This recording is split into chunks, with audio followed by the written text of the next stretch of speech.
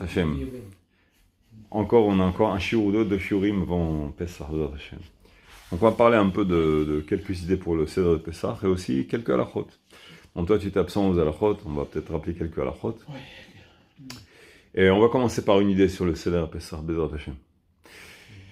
Et d'abord, si tu veux, on va enclencher sur ce qui se passe en ce moment avec la guerre, tout ça. On est en train de passer une époque qui n'est pas évidente et on est visé, on voit qu'on est visé mondialement. On est fatigué en plus. On est, comment dirais-je, épuisé par toutes les alertes, mais enfin bon, on est visé quoi, c'est normalisé en plus. Je veux dire, on parle comme si de rien n'était, voilà, on reçoit des bombes, le monde il a l'habitude qu'on est visé, tout ça. Qu'est-ce que vous en faites, une histoire? Bon, ça c'est un peu bizarre. Alors là, la Torah, elle dit... Oui, c'est devenu un fait divers, mais comment dirais-je, pourquoi vous en faites un plat, quoi? Tu vois? Et même la France, elle dit, bon, il y a comment ça s'appelle, le Liban est un pays souverain, pourquoi vous faites ci, faites ça? Il ignore totalement le fait qu'on est bombardé sans arrêt. Il parle même pas de ça. Il parle uniquement de la souveraineté du pays de là-bas les attaques. Donc ça veut dire quoi? Que dès qu'on se plaint, c'est comme si on était manipulateur, victimisé, et qu'on joue les victimes sans arrêt. Tu vois. C'est-à-dire, c'est normal en fait qu'on soit victime. De quoi tu te plains? C'est bizarre comme truc, mais c'est pas si bizarre que ça. On en a posé plusieurs fois, on s'est écrit dans la Torah, Amar Rabbi Shimon bar Yochai, Alacha beyadoa, chez Esav sonel Yaakov. C'est-à-dire, c'est normal un peu pour lui quelque part, donc même si, bon, il le dira pas, franchement, tu verras pas dans les journaux, écoute, de toute façon, vous êtes comme si on vous déteste, bon, c'est normal, allez, point, non, ils diront jamais ça. Mais de par leur réaction, il y aura des mises en lumière des critères et des pensées, et des structures de pensée. Tu vois, comme par exemple à l'époque Raymond Barre, il avait parlé de l'attentat de Copernic, il avait dit, et en plus il y a des innocents qui sont morts. Alors après, il a été chambré sur ça par tu te rappelles pas de ça? Oui, mais quel mal de dire ça? Bah justement, c'était des journalistes. Et pas des journalistes juifs en plus. Les journalistes ils ont dit mais attends, mais ça veut dire quoi des innocents? Et ceux qui sont morts, les juifs qui sont morts, ils n'étaient pas innocents? Alors qu'est-ce qu'il a répondu? Il a dit non, il s'est même pas excusé. Il a refusé de s'excuser. Il a dit qu'il a eu juste l'intention d'exprimer, si tu veux, l'intention des terroristes. Les terroristes, eux, ils visaient les juifs. Donc pour les terroristes, c'était... il y avait des innocents et pas d'innocents, tu vois. Alors bon, après, les gens, ils se sont dit, mais attends, mais quand tu combats, quand tu es responsable de tout un pays ou d'une population, d'accord? Alors, c'est bien beau de rentrer dans l'impôt des terroristes et de dire, voilà, les terroristes, ils avaient ils discernaient entre, selon leurs critères à eux, tu vois, il y a innocent, pas innocent, mais c'est pas une chose qu'on ramène sur un plateau ou sur un microphone ou quoi. On va pas exprimer la sensibilité d'un terroriste. Tu comprends, c'est ça. Alors, qu'est-ce qui lui prend tout d'un coup de dire non, il y avait des innocents, pas innocents. Il a parlé, tout d'un coup, il est rentré dans la peau d'un terroriste, entre guillemets, c'est-à-dire, si je peux m'exprimer ainsi. C'est un peu bizarre. Donc, tu vois que à travers cela, bon, même si c'est pas son intention de le dire franchement, mais à travers cela, bon, c'est un peu normalisé. Écoute, c'est plus ou moins normal que de temps en temps vous faites viser. Vous êtes juif, quoi. Tu comprends? Il n'a pas voulu le dire, peut-être consciemment, mais il a dit quand même. Bon, il n'est pas le seul d'ailleurs, même à l'époque, Charles de Gaulle, il avait dit un peuple d'élite et dominateur, et conquérant. Il avait des mots comme ça qui montrent, bon, il est peut-être pas si victime que ça, c'est-à-dire, de quelque part, il est un peu fautif de ce qu'il fait. D'accord? Donc en fait, dès qu'on se défend, on devient en fait agresseur. C'est un peu ça. Pourquoi? C'est un petit peu comme si, encore une fois, c'est pas dit franchement, mais c'est un peu comme si, tant qu'on est victime, on est gentil, tu vois. Mais dès qu'on sait être victime, attends, il y a quelque chose qui va plus là. Alors, c'est plus normal. Même si on ne connaît pas du tout les gens qui nous agressent, on s'en fiche, ceux qui nous agressent, que ce soit un peuple d'Honolulu, de Papou, n'importe quoi, mais ça n'a aucune importance. Mais ils vous agressent et vous en faites un plat. Tu comprends? Donc c'est un peu bizarre. C'est pas bizarre. C'est su, c'est connu, on étudie ça. On est au courant de ce virus dans l'algorithme de la pensée, d'accord? Mais, toujours est-il que c'est quelque chose qui est, entre guillemets, pas normal. Si c'est normalisé, c'est quand même pas normal. Ok, alors, il y a un passouk dans les psaumes, dans les Tehillim, qui dit « Alecha horagnu kolayom ». « Alecha horagnu kolayom ». C'est-à-dire, on est tué sans cesse, Alecha, sur toi, c'est-à-dire sur ton sujet, pas par toi, par le fait qu'on est le peuple qui te représente, entre guillemets. D'accord? C'est d'ailleurs la raison pour laquelle on veut nous détrôner. Les grandes religions veulent être les peuples élus à notre place. Et qu'est-ce qu'elles disent? Que la Torah, en fait, chaque peuple, il dit en fait que la Torah, elle est à lui et non pas à nous. Soit parce qu'on l'a falsifiée, soit parce qu'on a déçu Hachem, soit toutes sortes de raisons. Que chacun, il peut être réfuté par nous. Nous, on a de quoi réfuter, tu comprends? Comment Hachem, il peut être déçu s'il voit l'avenir? Quelqu'un qui est déçu, ça veut dire qu'il s'attendait à quelque chose, et il a été déçu. Mais Hachem Yitbarach, lui, il a créé le temps. Il est au-delà du temps parce qu'il a créé le temps. Après la Kabbale, il a créé le temps. Et donc, il n'est pas enfermé dans le temps. Donc, sans intervenir dans le libre arbitre, il voit l'avenir, sans influencer. Et donc, il ne peut pas être déçu. Si tu dis qu'il est déçu, c'est-à-dire qu'il est enfermé dans le temps. Donc, il est humanisé, il est personnalisé dans un être comme s'il était enfermé dans un corps. Et c'est un non-sens. Donc, on ne peut pas dire qu'Hachem a été déçu de Ham Yisraël qui a fait le veau d'or, etc. C'est absurde de dire ça. D'accord? Pour un homme, c'est pas absurde. Mais pour Hachem, c'est complètement absurde. Bon. Et qu'on ait falsifié aussi, c'est absurde. Parce que si on a falsifié une Torah, bon, d'abord, comment dirais-je, Hachem, lui, il n'est pas obligé de se laisser faire, d'une part. Et puis, même quand on parle d'une falsification, bon, et celui qui dit qu'on l'a falsifié, lui, il n'a pas pu être falsifié après. Va savoir si ce que lui il dit, peut-être qu'il voulait dire autre chose, et lui, même, il a été falsifié. Puisqu'il dit que nous, on a falsifié, donc peut-être que lui aussi, nous, on a, tu comprends? Et puis, qu'est-ce qui leur prend toujours de s'agripper à notre Torah? Prenez notre Torah, faites-en ce que vous voulez. Maintenant, il faut qu'ils prennent notre Torah et qu'ils en font ce qu'eux, ils veulent. Et après, ils disent, voilà, c'est nous, c'est nous. Ils s'auto-déclarent, en fait. Donc, on est visé, que ce soit par les grands peuples, ou que ce soit par d'autres peuples aussi. On est plus ou moins toujours visé par tout le monde, sauf exception. Il y a des exceptions, il y a quand même beaucoup d'exceptions. Mais la majorité nous vise quand même. Alors, Alecha oragnu kol hayom, le pasuk dans les Teilim dit on est toujours visé et on veut les peuples, certains peuples veulent nous éliminer par rapport à toi, par rapport à ce qu'on fait, à ce qu'on présente ton nom dans le monde. Et donc de par ce fait, même les ennemis de Ham Yisraël, ils sont apparentés aux ennemis d'Hachem. C'est pas une idée fanatique qui veut dire bon c'est facile, on peut faire tout ce qu'on veut. Et dès que quelqu'un nous en veut, c'est tu es contre Hachem. C'est pas ça. C'est que le fait que certains peuples cherchent des prétextes à nous viser sans arrêt, et ils trouvent bon des erreurs. On est des êtres humains. Alors ils trouvent des erreurs. Voilà, vous avez fait des erreurs. Donc vous avez le libre arbitre, vous avez choisi de faire des erreurs. Et donc ils justifient en fait. Mais bon, la proportion, elle est bizarre aussi. Alors parce que vous avez fait des erreurs à droite, à gauche, il faut vous étrangler, vous violer, vous arracher, vous démembrer de ça. Bon. Et qui c'est qui vous a nommé à vous, bourreau d'enfants et de femmes, etc., pour faire ça? Qui c'est qui vous dit que c'est une mitzvah que vous faites? Bon. Donc eux-mêmes, ils agissent par libre arbitre. Ils disent après qu'ils sont envoyés de je sais pas quoi. Et voilà, c'est un peu facile aussi. Donc eux, ils ont soi-disant la mission de nous punir. D'accord. Nous, on sait qu'en fait que Hachem, il les laisse partiellement un peu nous punir parce qu'on a des fautes, effectivement. Mais c'est pas pour ça que ni on l'a déçu, ni nous changera, parce qu'il a promis qu'il nous changera pas, etc. Donc, Alecha oragnu kol hayom, on le voit. On le voit en ce moment, on est visé mondialement. Enfin... Qu'est-ce que tu dis là? Non, je veux arriver en un point, mais je vous des petites parenthèses sur d'autres endroits. Alors là, il y a le Rabbi Tzadok Melublin, c'est écrit ailleurs ce que je te dis. Il ramène une belle parabole, qu'on ramène à Rosh Hashanah. Il dit qu'est-ce que c'est le son du shofar? Mais ça nous concerne à nous en ce moment. C'est quoi le son du shofar? Le son du shofar, c'est décrit par cette parabole. Il y avait un officier très important, un officier qui était très aimé du roi, parce qu'il était à fond du côté du roi, il a plusieurs fois risqué sa vie, maintes fois, et sans arrêt mené des combats acharnés pour sauver le roi, etc. Un soir, il rentre dans un bar ou comme ça, et il se saoule, et il commence à chambrer le roi, il commence à parler, il dit des choses... mais il est sous, tu vois, il est complètement sous. Bon... De bouche à oreille, ça s'entend, le lendemain, tac, il a arrêté, en menottes et tout, tu as commencé à parler. Il est proche du roi, donc il connaît beaucoup d'histoires sur le roi. Et donc, il a tourné ça en rigolade, et sous, il a dit des bêtises. Et voilà, il est emprisonné, le roi, il entend ça, il était très, très attristé, effectivement. Et tout le monde le sait, donc il ne pouvait pas fermer les yeux. Et donc, il y a eu un jugement qui a été fait, il a été condamné à mort.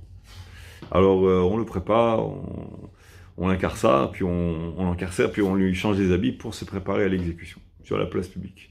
Et donc il y a un bourreau qui lui, bon bah de temps en temps il y a des traîtres ou quoi, ou qui l'assassine. Et il dit à l'officier, bon change d'habit, voilà c'est ton habit d'exécuté, il faut que tu changes d'habit. Alors, ok, il enlève sa chemise, il voit une grosse cicatrice sur toute la poitrine jusqu'en bas. Il lui dit, c'est quoi ça? Il dit, ça, il y a 3 ans et demi, il y a eu un commando d'élite de tel pays qui voulait attaquer le roi, et moi, je l'ai su, je l'ai su. Et j'ai été avec 2 autres soldats, et on a combattu à main, les deux, ils y sont restés, et moi, j'ai combattu avec eux, et j'ai failli passer aussi. Ah bon, ok. Alors maintenant, enlève aussi l'autre, il voit derrière 3 cicatrices, une là, comme ça. Il dit, c'est quoi ça? Ça, il y a 5 ans, encore un autre attentat, ça, je me suis jeté sur l'assassin, il était plein de bombes, mais bon, j'ai réussi à l'empêcher d'exploser, j'ai failli passer, mais ça va, au Hachem, je suis pas passé. Et la deuxième, ça, c'est il y a 8 ans, quand il s'est passé ça et ça, on a voulu tuer le roi, et je me suis jeté comme ça. Et l'autre, ça aussi, il enlève ton pantalon, il voit la cuisse, tout est complètement déformé, tu vois. Et ça, qu'est-ce que... Ça, ben, il y a eu un obus, et puis je me suis jeté sur l'obus avant que... des trucs de fou, tu vois, vraiment le kamikaze, complètement fou. Le bourreau, il regarde ça, et même qu'il est plus ou moins habitué à exécuter, mais là, il flanche. Il dit, attends une seconde. Il me demande d'avoir le roi 2 minutes. Il dit, oh, votre majesté, là, j'ai flanché, là, c'est la première fois que ça m'arrive. Il dit, qu'est-ce qui se passe? Il dit, ben voilà, il m'a raconté ça, comme ça, et je dis, je ne vais pas vous dire ce que vous devez faire, mais j'ai l'impression que vous commettez une erreur. C'est pas votre ennemi, c'est plutôt... Il dit, pourquoi vous dites ça? Ben voilà, ça, je sais pas, dites-moi si je me trompe, et je l'exécute, mais voilà, franchement, j'ai beaucoup de mal à faire quelque chose qui va vous porter préjudice. Le roi, il regarde comme ça, tu vois les yeux qui viennent mouiller, il dit, libérez-le tout de suite, libérez-le tout de suite. C'est-à-dire, il était sourd, donc il a dit des bêtises, c'était pas par conscience, pas pas exprès. Alors il y a un passouk dans Shmuel Aleph qui dit Shechura ani velo miyain. Je suis saoul, mais pas du vin. Pourquoi? De quoi je suis saoul alors? Je suis saoul de l'exil, de la galoute. On est poursuivi sans arrêt. Les pogroms, les trucs, même le bourrage de crâne des médias qui nous rendent plus ou moins complexés, même sans qu'on s'en rende compte. Ça finit par devenir une partie intègre de notre personnalité. On sait qu'on s'excuse toujours. C'est pour ça aussi, il y a beaucoup de gens qui s'assimilent, qui quelque part, ils sont persuadés parfois que celui qui nous déteste l'antisémite, quelque part, il a raison. Il y en a comme ça. Parce qu'ils disent, c'est vrai, les juifs font ci, ils font ça. En fait, ils recopient un peu les versions qu'ils entendent des non-juifs. Et effectivement, il dit, s'il a raison de la version qu'il donne, alors il a raison. Donc moi, à sa place, lui aussi, il croit qu'il détesterait les juifs, et donc il finit par se diluer un peu dans leur moule, et donc il s'assimile. Mais parfois, ça vient d'un bourrage de crâne. Alors, cet exil-là, il nous saoule un peu, il nous rend un peu pas tout à fait équilibrés, parce qu'on a des notions qui ne sont pas originales, qui sont recopiées et tronquées par les peuples qui, eux, ils ont pas forcément de bonnes intentions à notre égard. Et donc, en fait, on devient un peu sous de cet exil où effectivement, on est dans un exil de Astarat, où Hachem, il se cache. On avait dit, c'est le but. D'abord, au début de la Torah, il y a tout ce qui est dévoilé chez les Avot, les patriarches. Celui qui est Racha, il est tué, Hachem, il le laisse pas. Et celui qui est Tzadik, Avotenu, il est tout de suite, pas tout de suite, mais finalement, même au courant de sa vie, finalement, bon, il passe quelques épreuves difficiles. Et après, il prolifère, il a une grande famille, il réussit les guerres et tout. Bon, c'est ce qu'on appelle Gilui Panim. Tu vois que, même en Égypte, on a été torturé, mais tout de suite, Hachem, il a chamboulé toute la nature. Et il nous a sortis par force des millions dans plein désert, nourris et blanchis et abreuvés et tout. Donc, tu vois que la nature, c'était rien pour Hachem Barach. Donc, ça s'appelle Gilui Panim. La phase Hachem se dévoile. Mais après un certain temps, quand il y a eu les temples qui ont été détruits, on est rentré dans une phase d'exil qui s'appelle la phase cachée. Le passouk qui dit Aster Astir Panay Mehem.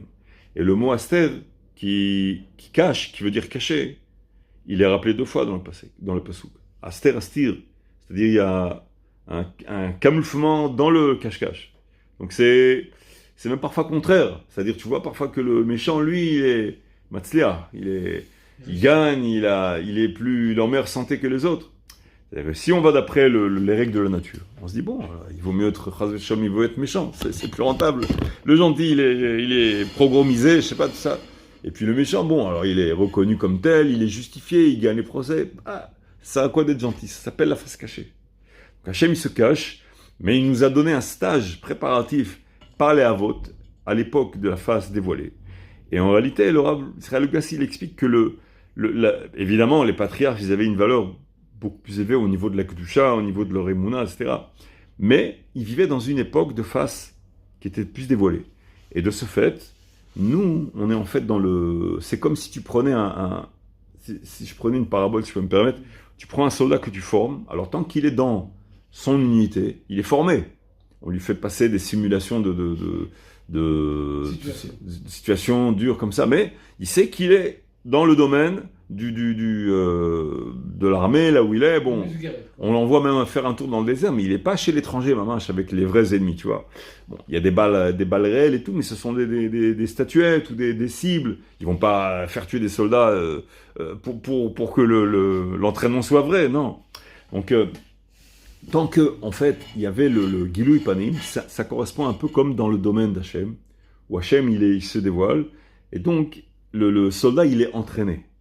Mais une fois qu'il va chez l'ennemi, ça y est, il n'y a plus l'officier qui te dit attention, maintenant il faut que tu fasses ci, tu as fait une faute, la prochaine fois tu feras autrement. Il n'y a pas de prochaine fois. C'est les balles réelles. Le vrai ennemi, si tu commets une erreur, tu vas être blessé, tué, enfermé, torturé. Donc il n'y a plus, c'est pour de vrai. Et ça, c'est ce qu'on appelle le Esther Panim. Et donc nous, en fait, on a été jetés dans le terrain de bataille pour faire le but de toute la formation qui était Gilui Panim. Et donc le but, la finalité, sous cette espèce de vision, c'est en fait nos générations à nous. C'est là que le travail il est fait, parce qu'en fait, la valeur ajoutée, elle est faite par nous dans le sens où on travaille sans instruments de laboratoire. On travaille hors laboratoire, on travaille dans la rue, dehors, à l'extérieur, en terrain vif, tu comprends, avec les vrais ennemis, les vraies surprises. Et dans ce sens-là, on a une grande valeur. On a une grande valeur du fait qu'on est un petit peu on a moins d'instruments de travail, on doit travailler dans le manque de chorma, le manque de connaissances, le manque de...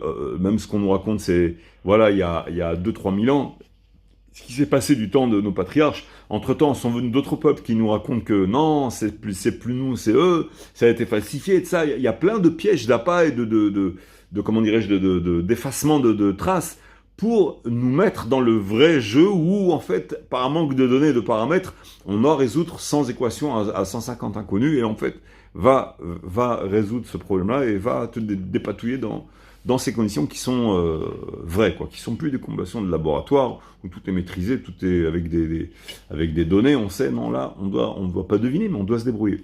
D'accord ? Donc, de ce fait, le Esther Panim, il a une grande, grande, grande valeur. Et plus on a l'impression qu'on n'a pas de valeur, en fait, plus ça veut dire qu'on a encore plus de valeur, parce que ça veut dire qu'on est détaché, en fait, de la source. Pas détaché, mais on est déconnecté, si tu veux, au niveau de la connaissance. Pas détaché, mais déconnecté, oui. On n'arrive pas, il faut qu'on fasse un effort intellectuel, un effort d'émotion, comment dirais-je, de se ressentimentaliser au niveau de notre émouna, etc., pour rentrer dans le jeu à nouveau et visualiser le fait qu'à travers tout cet effacement de données, Hachem, Behemet, il gère le monde d'après les mêmes données qui étaient dévoilées du temps des patriarches. Où le tzaddik, il va réussir finalement, et le rachat, le méchant, il va échouer finalement. Donc dans ce sens, ça va être, mais à plus long terme. C'est-à-dire qu'à plus long terme, on va découvrir que, effectivement, celui qui reste fidèle à la Torah Mamash, c'est lui qui va gagner. Mais, il faut qu'on ait de la Emouna cette fois.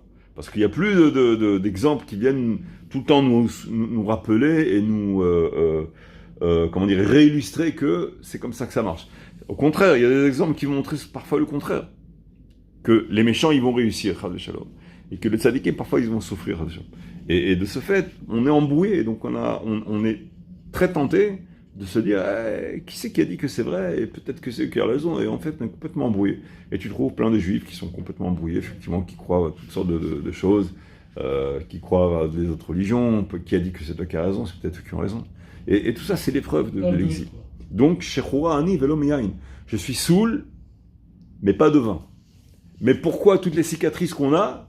Pour le roi, pour Hachem. Alecha oragnu koleon. Bon, donc on est tout le temps visé par rapport au fait qu'on est le peuple qui représente Hachem Barach. Ce fait-là. Donc c'est ça qu'il faut se mettre en tête dans cette période-là. C'est un grand mérite en fait de vivre, surtout en Israël, dans cette période-là. C'est vraiment je ne vais pas dire un kiff, mais peut-être quelque part si, c'est un kiff. C'est un kiff d'être là au moment où, en plein suspense du film, quoi. C'est bien. On est parmi les acteurs principaux, si tu veux, tu comprends? Donc dans ce sens-là, ok, il faut se remplir de joie et de savoir on est proche de la finalité, on remplit notre rôle, tu comprends?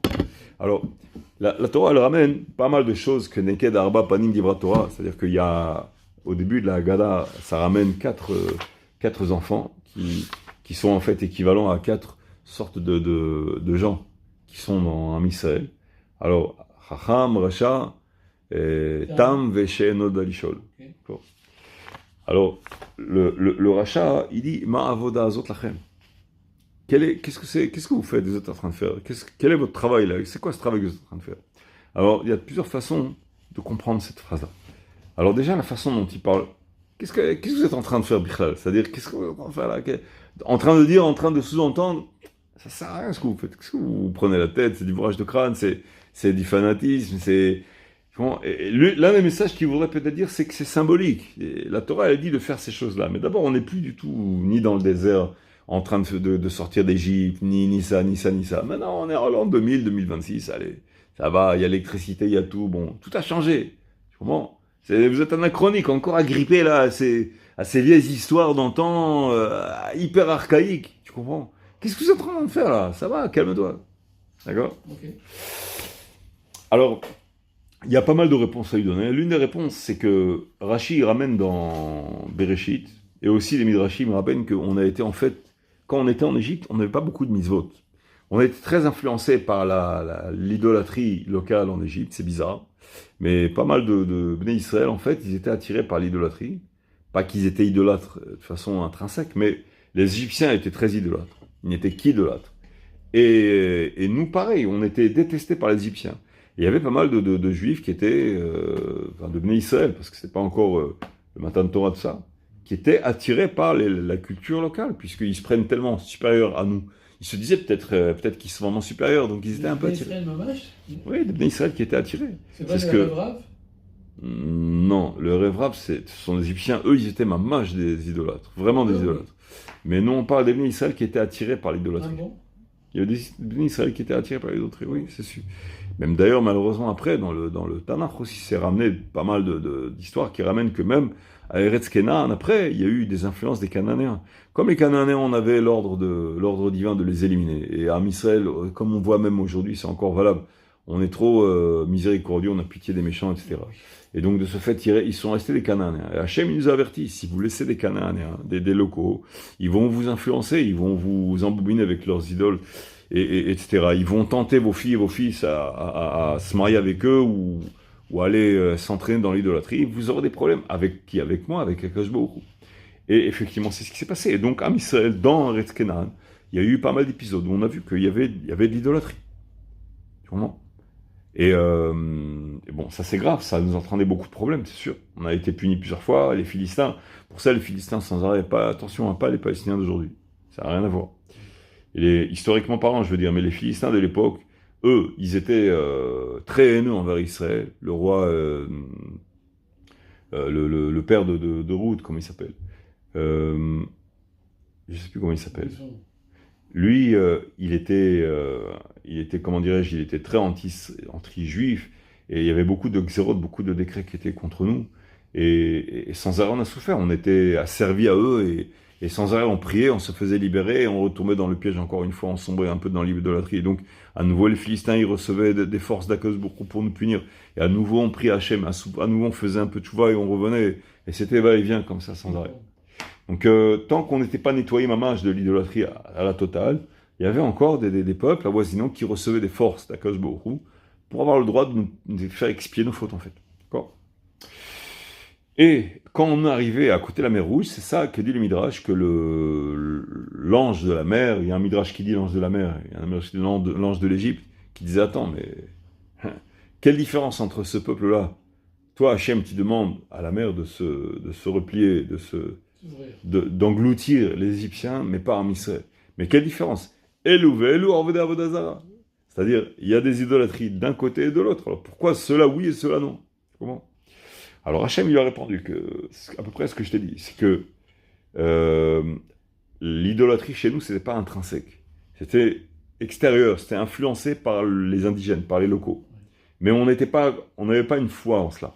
On était juste un peu comme l'assimilation, un peu comme la flatterie, comme vouloir ressembler au peuple souverain, tu vois.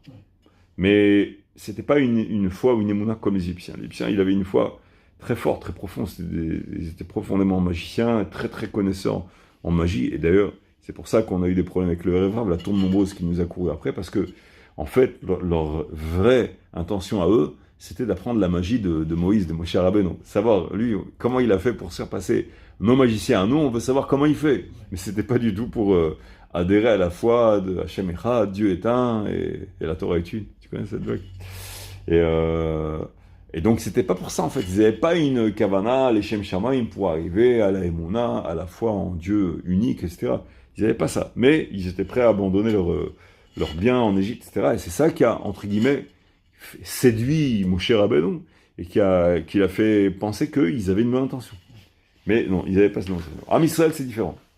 Am Israël, même quand il y a eu le veau d'or, comment dirais-je, Moshe Rabbeinu, il n'a pas eu peur de demander de l'itron, comment dire, moudre complètement le veau d'or et de le faire boire avec de la poudre un peu comme ça. Alors que si c'était de vrais idolâtres, quand tu fais moudre l'idole de quelqu'un, il est prêt à se battre, tu comprends? Mais là, non, aucun problème, non, d'accord, il faisait tchouva, tout ça. Pourquoi? Parce que, encore une fois, c'était la Gemara, elle dit que, Am Israël, pourquoi ils ont pas réprimandé, pas assez réprimandé, ou pas du tout, parfois, certains, ça dépend de chacun, le Révrave qui faisait le veau d'or, parce que c'était l'occasion d'en profiter pour faire des fautes sans que les problèmes de conscience puissent apparaître. Il y a une ambiance de laisser aller, donc ils voulaient en profiter. Mais c'était pas vraiment pour le veau d'or. Mais de ce fait, quand même, le manque de réprimande, il fallait punir ça, que beaucoup nous a punis pour ça, jusqu'à aujourd'hui.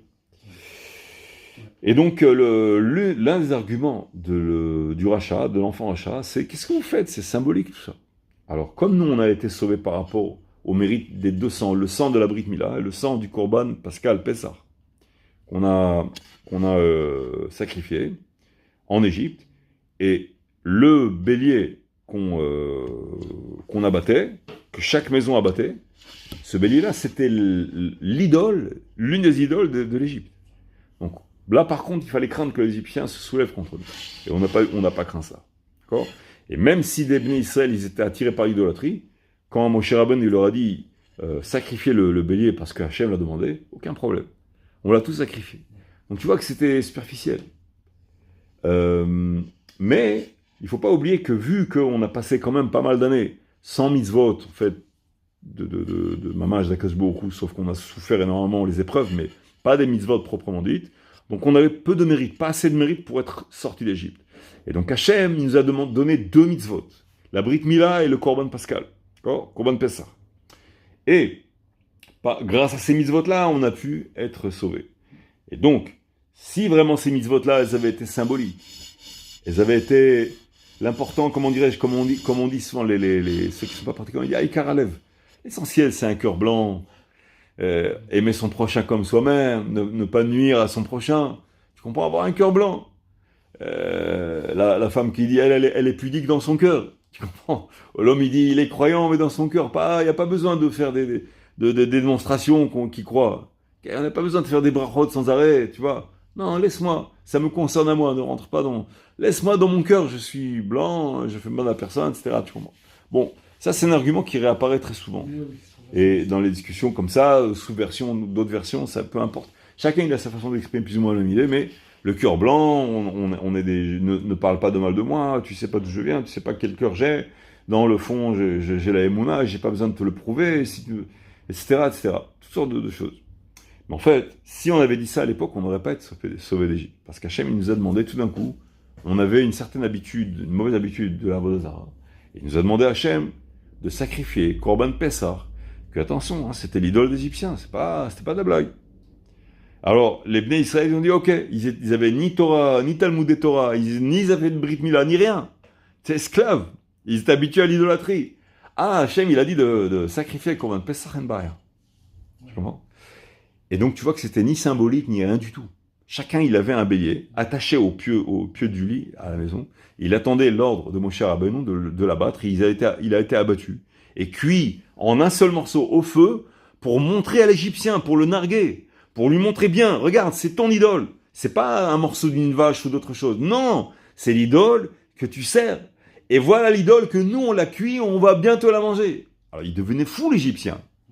Il devenait fou, c'était la dernière plaie. Donc, il avait subi déjà 9 plaies, donc il savait que c'était... il fallait pas tergiverser avec Hachem Yitbarach, avec Elohim. Donc, il savait qu'il ne pouvait pas bouger. Mais il était fou. Il était fou de rage, il voyait ça, il était désespéré, il avait l'angoisse de sa vie. Et de ce fait, donc, déjà, rien que cette mitzvah-là est très importante. Et ensuite, la mitzvah de Brit Mila, accepter sur soi, quand c'est un enfant de 8 jours, ça va, mais quand c'est un adulte, ça fait plus mal déjà. Et de ce fait-là, on avait donc les 200. Rachi, comme ça, il ramène ça. Grâce à ces deux mitzvot-là, on a été sortis d'Égypte. C'était pas symbolique. C'était mamash. C'était sur la chair. D'accord ? Et il fallait montrer l'idole à l'Égyptien, il fallait le consommer, et il fallait en laisser pour montrer par dédain, comme ça, que s'il en reste, on le laisse. Tu comprends ? Au moins finis-le. Non, ça va, j'ai plus faim. Donc tout ça, c'était, comment dirais-je, tu vois qu'il y a une messirut nefesh, on donne de soi en acte.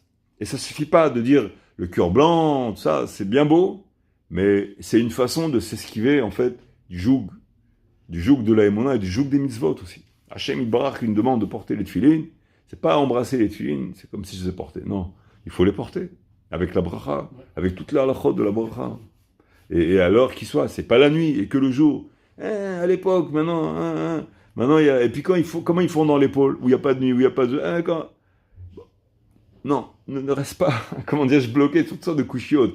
Les questions, ok, il y a des réponses à ces réponses. On ne va pas passer des heures à répondre à chaque, n'a pas de fin, il y a énormément d'argumentation, contre-argumentation. Bon.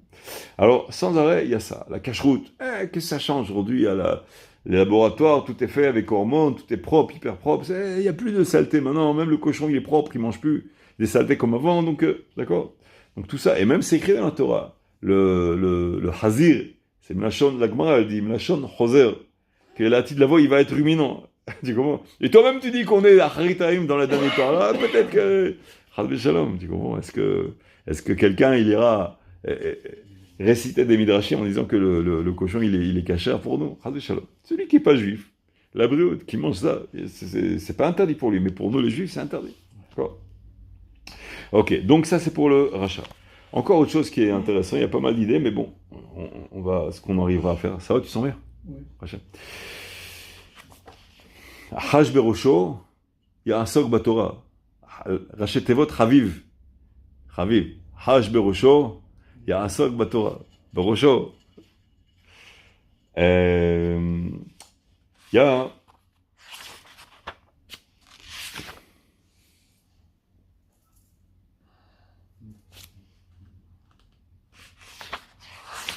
Une seconde.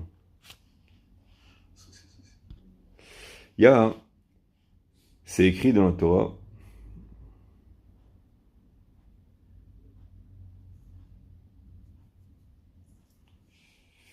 Les Shana Abba Ba'ara d'Israël. L'année prochaine, ça c'est bien connu, même les Goïms souvent ils citent ça. On a toujours l'espérance. Et chaque nuit de Pessah, on souhaite l'année prochaine à Jérusalem. Et alors les Tosafot, ils disent, dans la Gemara, ils ramènent que, en fait, grâce à cette mitzvah de la matzah, on mérite d'être en Eretz Israël. Il y a une époque où ils ont mangé Hametz, des Juifs, il y avait une chute un petit peu de niveau spirituel, et après cela, il y a eu l'exil. C'est-à-dire que la Gemara, elle ramène que, effectivement, grâce à cette matzah-là, on a le mérite d'être en Eretz Israël. Et il y a un autre endroit qui est ramené, que on a hérité de Eretz Israël, et juste après, c'est écrit que Esav, bizarrement, il a pris tous ses clics et ses claques, toutes ses tribus, enfin, ça se mala comme ça, tout, c'est son armée, etc. Et ils ont quitté Eretz Israël. Pourquoi ? Parce que Esav, il savait ce qui est écrit dans la Brit Ben Ametarim, l'alliance des morceaux. C'est écrit Adoa Teda, Kiger Yezar Haber Solaim, Ve'avadum Ve'inu Otam Abrahamot Shana, Ve'gam et Agoy Asher, Ve'gam et Agoy Dan Anochi, je vais le juger ce peuple-là. Donc en fait, Ve'itsu Berouj Gadol. Donc là, l'Alliance des morceaux, elle dit en fait que on va être esclave pendant 400 ans, on va être asservi pendant 400 ans, et là, on aura le droit, en fait, à Eretz Israël, à hériter d'Eretz Israël. C'est-à-dire que pour avoir l'héritage de Yaakov Avinu, il faut passer par 400 ans d'esclavage.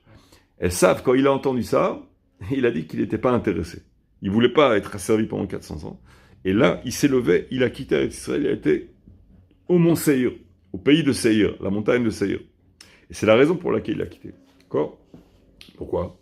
Parce qu'il savait, lui-même, il savait que pour hériter d'Eretz Israël, il fallait être esclave pendant 400 ans. D'accord ? Et donc la sortie d'Égypte, en fait, elle vient illustrer la fin de cet esclavage qui nous a donné le mérite d'Eretz Israël. D'accord ? Donc il y a un lien entre la sortie d'Égypte, l'Égypte elle-même, et Eretz Israël. Et les Tosafot, ils ramènent que la matzah elle-même, le fait de ne pas manger chametz, de manger de la matzah à Eretz Israël, ça aussi, ça donne encore un autre mérite supplémentaire de Eretz Israël. D'accord ? Il y a aussi autre chose, il y a la reconnaissance d'avoir été dans la Haggadah Shel Pessah. On dit Alléluia, on ramène des louanges. Pourquoi on ramène des louanges ? Parce qu'on loue Hachem qu'on est sorti d'Égypte. Mais à travers cela aussi, ça nous rappelle le Maaseh avec Hiskiyahu HaMelech. Hiskiyahu HaMelech, il y a cette histoire incroyable où il y avait des millions de soldats qui étaient autour de Jérusalem. Et c'était la veille de Pessah, justement. Et lui, il a été dormir. Et comment il s'est endormi, ça, j'ai pas encore compris, mais tu vois la puissance de sa émouna. Et pendant la nuit, Hachem, il a envoyé un ange. Il a happé, il a absorbé toutes les âmes des soldats. Il en a laissé, je crois, 2 uniquement pour qu'ils racontent ce qui s'est passé. Et donc, la guerre a été vaincue sans aucune effusion de sang ni rien du tout. Alors, après cela, la Gemara, elle dit que Hiskiyahu HaMelech, ce roi-là, il méritait d'être le Mashiach, le Messie. Et pourquoi il n'est pas devenu le Mashiach ? Parce qu'il a oublié de chanter une louange le lendemain matin. Ah bon ? Il a oublié de chanter une louange. Et de ce fait, il a loupé le coche d'être le Mashiach. Et donc de ce fait, c'est pour ça que nous, chaque année, c'est l'une des raisons pour lesquelles, chaque année, chaque fois qu'il y a cette sortie d'Égypte qui est rappelée à Pessah, on ramène le Hallel, les louanges, la Shem Barach. C'est pas stam, c'est parce que si on faisait pas ça, si on n'exprimait pas cette louange, si on la laissait symbolique, oui, je suis reconnaissant dans mon cœur. Tu comprends ? Non. Il faut chanter une louange. Et même ce chant-là, même si on dirait que ce n'est qu'un chant, mais en réalité, non.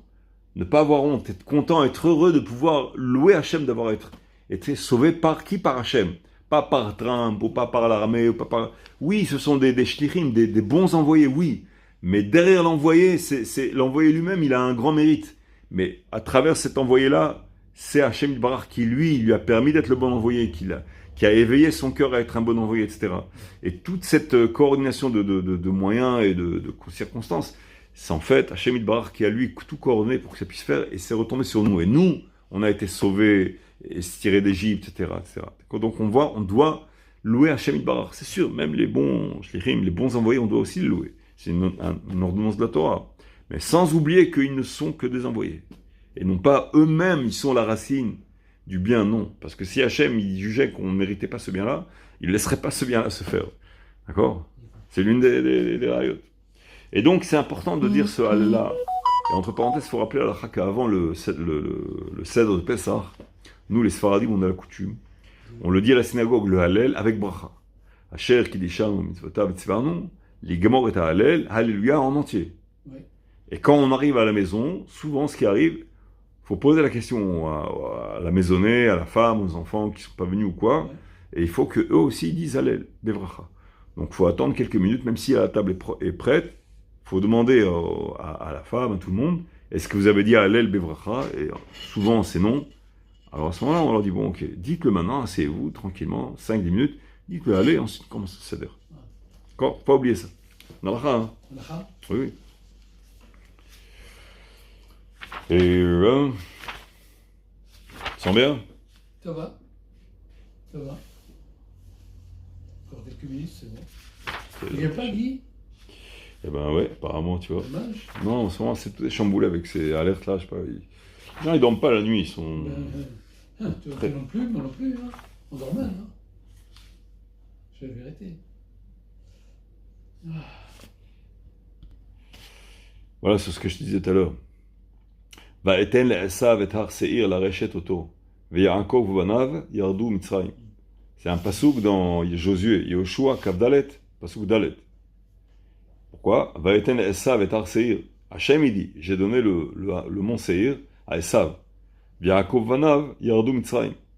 Amar Rabbi Yitzhak Zev Soloveitchik Zatzal. Ki ine shnenu שנינו בנדרים, בגמר נדרים עמוד א' עמוד א', הנודר מזרע אברהם אסור בישראל, מותר באומות העולם. La descendance de Am Israël, de Abraham, ce n'est que Am Israël.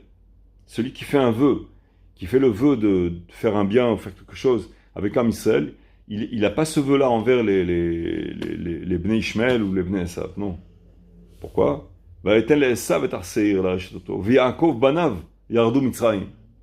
D'accord? Ceux qui ont hérité de la terre, c'est Yaakov Banav. Bnei Israël, qui c'est Israël? C'est Yaakov, c'est le deuxième nom de Yaakov, tu comprends? Donc c'est pour ça, même quand quelqu'un il fait un... dans la bride Ben Abetarim, c'est écrit que Hachem il donnera la terre à Avraham Zaracha. Il dit à Avraham Avinu qu'il lui donne à sa descendance. Alors tu vois que le pasuk qui dit que c'est quoi? À qui il va donner Hachem la terre? À Bnei Yaakov. Et la Gemara elle dit que donc celui qui fait un vœu envers Bnei Israël, envers les Bnei Avraham, c'est en fait les Bnei Israël et non pas les autres bifurcations du Zera. Comme ça la Gemara elle dit dans les Darim. Baruch Shomer Avtachato al Israël. C'est écrit que Akadosh Baruch Hu, on le loue, qui garde la promesse pour Am Israël. Alors ici, le Rav Ovadia, dans son saga chez le Pessah, il pose une question, il dit, quand tu parles d'une personne qui est intègre, qui est responsable, bon, c'est normal, c'est un peu normal, Mila c'est Mila, une parole c'est une parole, pourquoi on loue Akadosh Baruch Hu en tant que Dieu, notre Dieu, le Dieu unique, que lui, il garde sa promesse. Même une personne intègre garde sa promesse, entre guillemets, tu comprends? C'est pas quelque chose de divin, d'extraordinaire, c'est bien, mais c'est pas exclusif à Akadosh Baruch Hu. Alors, les mains d'Avardomé, c'était, il donne une parabole. Il y avait un ouvrier, un jeune ouvrier, qui vivait dans une autre région, loin. Il devait prendre 2-3 jours de voyage, tu vois. Et il a travaillé une période, quelques mois chez une personne, et il lui a donc donné son salaire pour qu'il rentre chez lui. Il est rentré chez lui, et sur le chemin, il a perdu son salaire. Il a été dévalisé, ou quoi, tu vois. Et quand son patron, il a entendu ça, donc le patron qui entend ça, il est désolé, mais est-ce qu'il doit, lui, repayer ce qu'il a perdu? Il lui a payé pour qu'il ait de quoi nourrir sa famille. Maintenant, il a été dévalisé, donc il n'a plus de quoi nourrir sa famille. Mais c'est la faute du patron? Non, il n'est pas obligé de lui repayer. Il peut être désolé, mais tu comprends, il peut lui donner peut-être un pourboire, quelque chose. Mais il n'est pas obligé de le rembourrer, mais il va être dévalisé une deuxième, troisième fois, alors la quatrième fois aussi, jusqu'où on va comme ça, tu comprends? Alors Hachem Yitbarach, lui, ce qu'il a fait, c'est que il a gardé toutes les promesses qu'il a fait à Avotenu, nos patriarches, et pourtant on a fait des bêtises. Et il le savait, puisque Hachem, on a dit qu'il a créé le temps, qu'il voit l'avenir. Il le sait, il a donné une promesse, sachant qu'on va faire des bêtises, tu comprends? Donc il a gardé la promesse, malgré toutes les bêtises qu'on a fait. Baruch Shomer Avtachato. Malgré ceux qui vont nous dévaliser, que les Yetzara, il va nous tenter, on va être attiré par faire des fautes. Donc en réalité, on perd certains mérites. Maintenant, Hachem Yitbarach, il a fait une promesse dans le sens où même en tant que quelqu'un qui aurait perdu son mérite, il a promis à nos patriarches que c'est comme ça qu'il va réaliser sa promesse. Même en Israël, en Égypte, je t'ai dit tout à l'heure, ils étaient attirés par l'idolâtrie. Malgré cela, Hachem, il a promis à Abraham Avinu qu'il va nous sortir d'Égypte. Il nous a sortis d'Égypte. Il pouvait dire, voilà, ils ont fait est-ce qu'il va sortir d'Égypte des gens qui ont fait l'idolâtrie? Il était peut-être pas obligé. Non, il a promis à Abraham Avinu. Même qu'on a fait des erreurs sur place, Shechorani velomiain, on était sous, mais pas par l'alcool, sous par l'exil, on était influencé par les Égyptiens. Hachem Yitbarach, il a gardé sa promesse, il nous a sortis d'Égypte. Et comme ça, il va faire à l'avenir. Il a promis qu'il va nous sortir de l'exil, il nous sortira de l'exil. Malgré tout ce qui a été fait, Il y a la tchouva qu'on va faire tchouva. On fait tchouva tous les jours. Beaucoup de gens, ils font tchouva. Mais ça rentre pas en ligne de compte. Bien sûr que ça rentre en ligne de compte dans le sens où comment la Géoula va être faite. Si la Géoula, si le sauvetage, il va être berachamim, en douceur, avec des sourires, ou si le sauvetage, il va être peut-être avec beaucoup de souffrance et de peur, et de crainte et de sueur, tu vois, mais de toute façon, on va être sauvé. C'est une promesse qu'Hachem Ilbarach, il a fait à nos patriarches. Et donc, entre guillemets, il s'est lui-même obligé à tenir promesse. Baruch Shomer Avtachato l'Israël. Il garde au congélateur sa promesse, et entre guillemets, quoi qu'on fasse, attention, ça ne veut pas dire qu'on peut faire tout ce qu'on veut. Mais quoi qu'on fasse, il faut choisir le bien, parce que chacun il va être récompensé ou puni selon ses actes. Mais la Géoula, elle viendra, et Am Israël sera sauvé par Am Israël, par Akadosh Baruch Hu. Les Israël n'ont pas fauté, j'insiste là-dessus. De quoi? C'est ce que j'ai toujours appris. Que Les Israël de souche n'ont jamais fauté. C'est les Rav qui ont fauté. Oui, d'accord. Oui, le Rav a fauté, d'accord, mais quand même, bon, même... Ils ont entraîné... Regarde, non, mais beaucoup de Bnei Israël, prend un grand tzaddik, d'accord? Prends un grand tzaddik. On dit souvent que, Alvaï, on aurait voulu que la faute du tzaddik, ce soit ma mitzvah à moi, tu comprends? Ils ont tellement leurs fautes, elles sont tellement fines. Ouais. C'était un bitul Torah, quoi de bitul Torah? C'est-à-dire, au lieu d'étudier la Gemara, il a lu des Tehillim. Il dit, j'ai fait un bitul Torah, tu vois. Alvaï que je puisse faire les Tehillim comme lui il a fait, tu vois. C'est peut-être plus que mon limut Torah à moi, beaucoup plus. Donc on cherche... Chacun son niveau. Chacun son niveau. Donc il y a ce qu'on appelle la faute relative, dans la relativité. Une personne qui a fait une grande mitzvah, il s'est senti un petit peu... quelque part, il s'en est un peu enorgueilli. Mais il a fait une très grande mitzvah. Alors, il fait tchouva qui s'est un peu enorgueilli la grande mitzvah. Bon, alors qu'est-ce que tu l'appelles un grand fauteur? C'est pas ça. Donc attention, il y a le fait de s'enorgueillir, le fait parfois de se mettre un peu en colère, même si c'est pour une mitzvah. Tu t'es mis en colère un peu, quelque part. Tu as eu raison même 1000 fois de ce que tu as dit.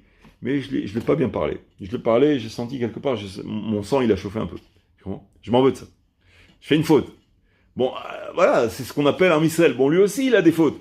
Ça c'est des fautes vraiment fines, enfin fines entre guillemets. Pour telle personne qui est d'un niveau très élevé, c'est pas si fin que ça. Lui il est censé se maîtriser beaucoup plus. D'accord? Mais...